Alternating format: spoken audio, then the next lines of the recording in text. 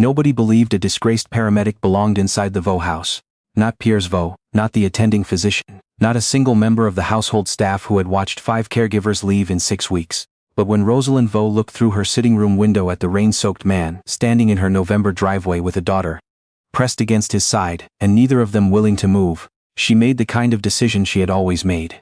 Quietly, without asking permission, and with more certainty than anyone around her understood. She told Wanda to open the gate. Rosalind Vaux had spent 40 years designing buildings that outlasted the people who commissioned them. Office towers in downtown Toronto, a performing arts center in Halifax, a library in Ottawa that had her name on a small bronze plaque near the entrance, not because she demanded it, but because the city had insisted. She had built her firm from a rented studio above a dry cleaning shop in 1984, had raised her son alone after her husband left when Piers was 3, had negotiated contracts and municipal approvals in rooms where the men around the table assumed she was someone's assistant. She had not become powerful by being soft. But the fall had changed things. 6 weeks ago, on a Tuesday morning in October, she had missed the second step on the staircase she had descended 10,000 times. Her right hip had fractured. Her right hand, which had caught the banister on the way down, had torn 2 tendons. The doctors at Toronto General had repaired what they could, but at 68 the body settled its debts slowly. Now she lived on the ground floor of her own house. The Vaux house sat on a quiet street in Rosedale, stone-faced and 3 stories tall, surrounded by oak trees that had been old when her mother was young. It was the kind of house that required staff, and staff required management, and management, since the fall, had been handled entirely by Piers. Her son was 41 and handsome in the particular way of men who had never worried about money. He wore good suits and had an easy smile and said the right things to the right people at the right moments. He had also, in the 6 weeks since Rosalind's accident, arranged the household schedule, approved the medication regimen, selected the caregiver, and hired the attending physician, a man named Dr. Quentin Pace, whom Rosalind had met exactly twice. Both times Dr. Pace had spoken primarily to Piers. That detail had not escaped her. Neither had the timing of her weakness. Some mornings she woke with her mind clear, her thoughts sharp as they had always been. She could have reviewed a contract on those mornings. She could have read the foundation documents that sat in a closed folder on the side table, where Piers placed them every few days with a patient smile, and the suggestion that there was no rush. Then the afternoon medication arrived. And by evening she moved through her own house as though she were underwater. She told herself it was the injury. She told herself it was age. But Rosalind Vaux had not built 40 years of work by ignoring what she noticed. She noticed that Piers controlled who entered the house and who left it. She noticed that every caregiver had come recommended by Dr. Pace's office, and that each one had quit within days, citing her difficult temperament, a characterization she found irritating, since she had not raised her voice at any of them. She had simply asked questions. She had asked what was in the bottles on the side table. She had asked why the physiotherapy had been reduced to twice a week when the surgeon had recommended daily sessions. She had asked why the foundation documents required her signature by month's end, when the board meeting was not for another 3 weeks. The caregivers called that difficult. Rosalind called it basic due diligence. The 5th caregiver had left on a Friday. By Monday Piers had not replaced her. He sat in the sitting room instead and told Rosalind that finding reliable care had become complicated. She looked at him for a long moment. Complicated, she said, in my own house. Her son gave the smile he reserved for moments when he believed she was being unreasonable. Then, Tuesday morning, Wanda appeared in the doorway and said there was a man at the gate with an appointment. Though she wasn't certain who had posted the listing. He had a resume in a plastic sleeve and a child standing beside him in the rain. Rosalind told Wanda to show her the window. Through the glass the driveway looked gray and wet under the November sky. The man was tall, wearing a jacket not warm enough for the weather. He stood very still, which was the thing that stopped her from dismissing him immediately. Most people fidgeted in rain. This one did not. He looked up at the house without expression, and the girl beside him, small in a red coat with the hood pulled tight, kept her hand in his without being told to. She told Wanda to open the gate. His name was Desmond Quill. He was 42 and he did not shake her hand when she offered it. He looked at her right hand first and only then extended his. The gesture was careful, professional, and entirely unsentimental. She found it refreshing. His daughter's name was Birdie. She was 9 and said almost nothing, but her eyes moved around the sitting room in a way that reminded Rosalind of herself at that age. Not impressed by the wealth, just quietly cataloging what was real and what was ornament. The resume was thorough. 12 years as a paramedic with Toronto MS, 1 formal complaint filed against a senior colleague for falsifying patient records, 1 subsequent suspension pending investigation, and then nothing. A blank year, then private care work, 4 families all listed with contact information. Rosalind looked up. Why the gap? His jaw moved slightly. The investigation took 8 months. The colleague was cleared. I was not reinstated. Was the colleague guilty? Desmond met her eyes. Yes. She believed him. Not because the answer was quick, but because it wasn't. She set the resume down. Peers will tell me you're a liability. I probably am by the standards of this neighborhood, but I can manage medication schedules, monitor vitals, assist with mobility, and I notice when something's wrong before it gets worse. He paused. That's what you need. Rosalind looked at him for a moment, that stretched long enough to make Wanda shift her weight near the doorway. The girl. What about her? She'll stay out of the way, she has books. That's not what I asked. He looked at her then, a different kind of look, careful and undefended. She needs to be somewhere warm while I work. I don't have anyone else. Rosalind turned toward the window. The rain had picked up. Bare oak branches moved against the gray sky. There are guest rooms on the 2nd floor, she said. Your daughter can use the one at the end of the hall. It has a window seat. She did not look back at him when she said it. She did not want to see whatever expression crossed his face. Gratitude from a stranger was something she had never known what to do with. Piers arrived home at 4:30, and found Desmond in the kitchen reviewing the medication schedule with Wanda. The sitting room was warmer than it had been in weeks. The folder of foundation documents, which had been sitting unopened on the side table since Friday, had moved to Rosalind's lap. She was reading when her son came in. His eyes went to Desmond, then to Rosalind, then to the folder. Who authorized this? He said. Rosalind turned a page. I did. I mean the caregiver Dr. Pace's office handles. I am aware of what Dr. Pace's office handles. She looked up. They have sent 5 people in 6 weeks. I've decided to try a different method. Piers crossed to the kitchen doorway and spoke to Desmond in a voice designed to sound reasonable. There's a hiring process. References need to be verified.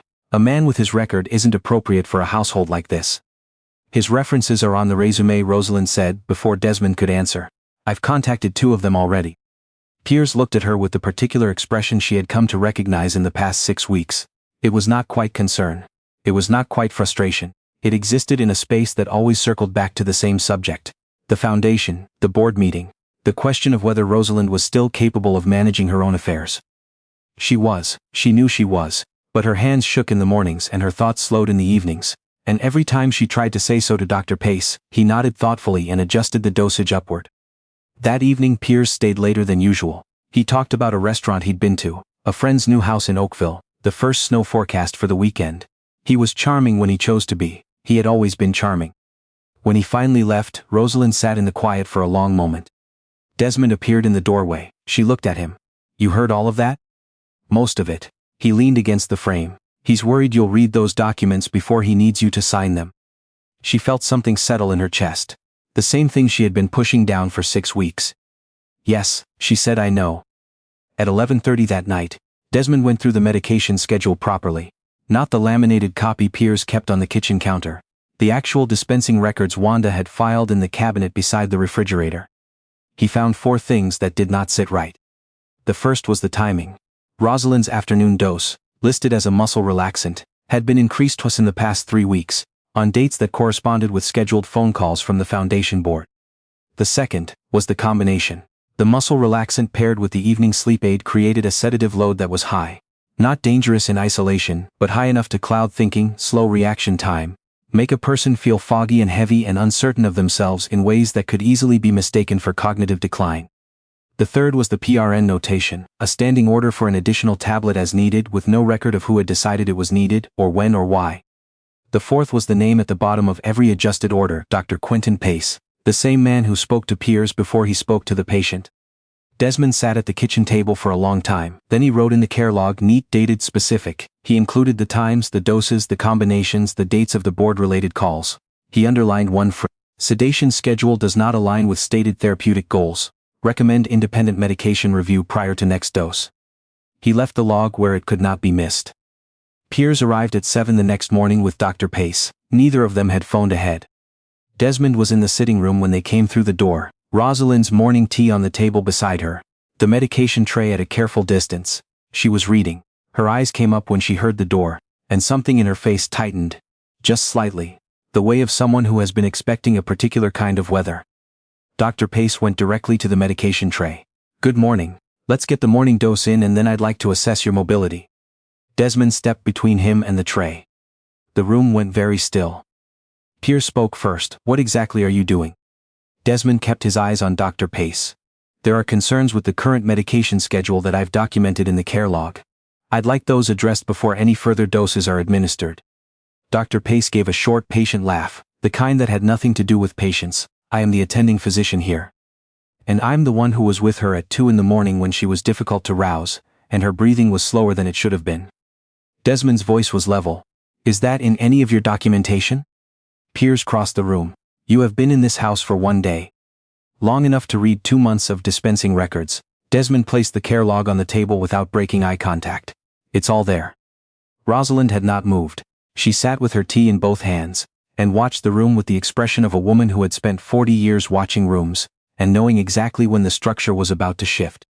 Piers turned to her. This is inappropriate. He is making accusations against Dr. Pace's professional judgment.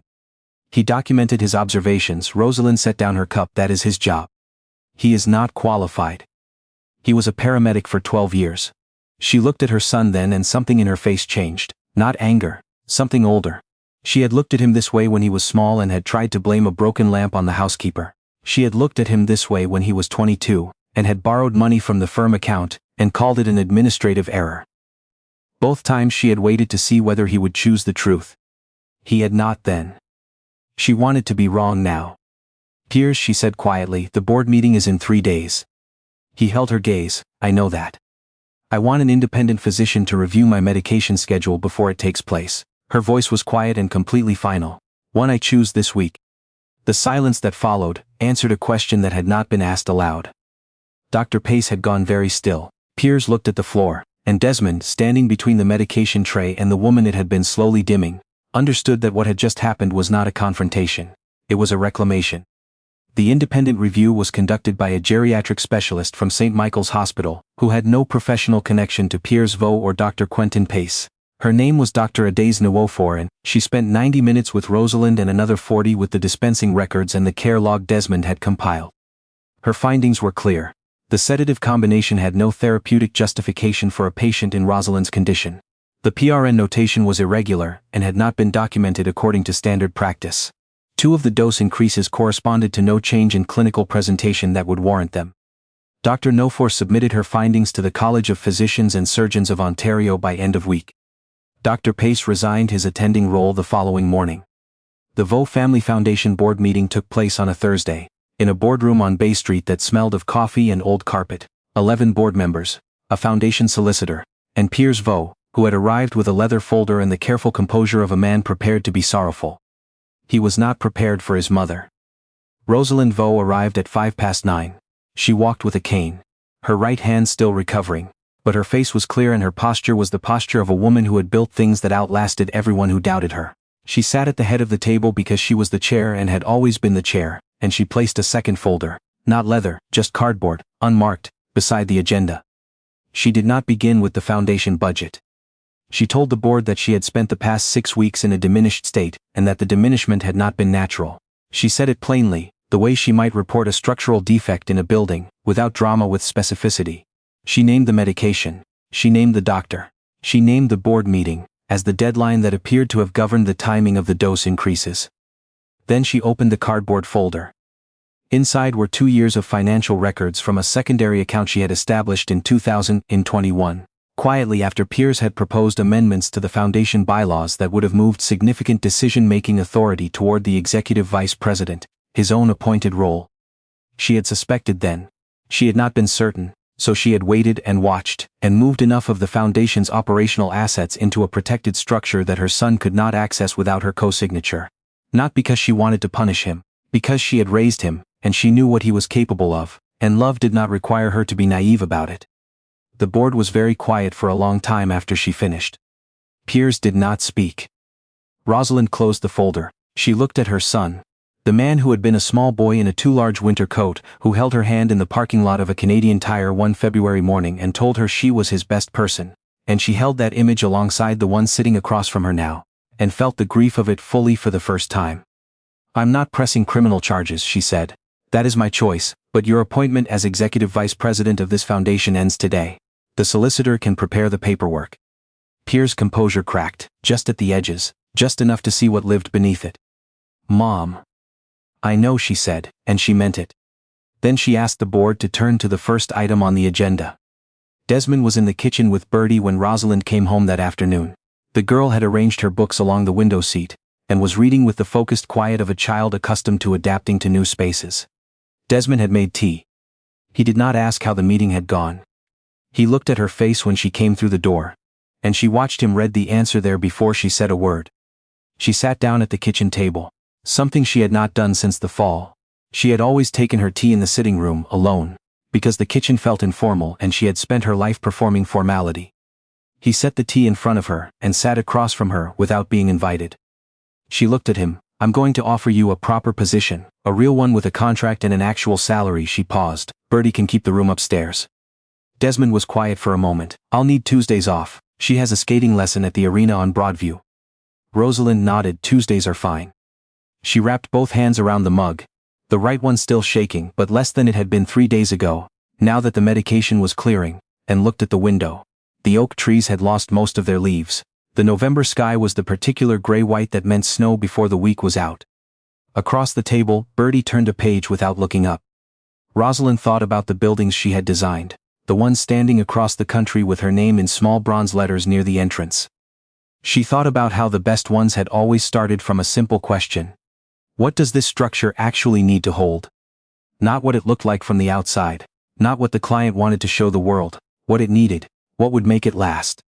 She had asked herself that question about her own house 6 weeks ago, lying on the staircase floor waiting for the ambulance. What did this structure actually need? Not more silence, not another caregiver who would leave before breakfast, not a son managing her signature while she slept through her own life. Someone who would stay. She had not expected that person to arrive in a rain-soaked jacket, with a 9-year-old daughter, and the particular stubbornness of someone who had already lost something, and decided not to lose anything else. She had not expected him to notice what the people with proper credentials and expensive suits had missed. That the medication on the side table was not helping her recover. It was helping someone else plan for her to stop. But that was the lesson she kept relearning, even at 68. The people who looked down on the ones standing at their gates, cataloging the wrong jacket, the missing address, the inconvenient child, were always the last to understand what those people were actually carrying. Dignity did not announce itself. It didn't need to. It only needed one person in the room willing to see it clearly. Rosalind finished her tea. Upstairs, the guest room at the end of the hall had a window seat, and today for the first time a child sitting in it with a stack of library books. The foundation documents had been signed by a woman who still held her own pen, in a boardroom where her son had finally learned what 40 years of quiet preparation looked like when it decided to move. And in the kitchen of her own house, for the first time in 6 weeks, Rosalind Vaux did not feel like the last person left in a building. Everyone else had already decided was coming down. If this story stayed with you, tell us in the comments. Have you ever been quietly protecting something that others had already written off? And if you believe that what a person is worth has nothing to do with what they own, and everything to do with what they refuse to surrender, stay with us. At Echoes of Promise, these are the stories we keep telling.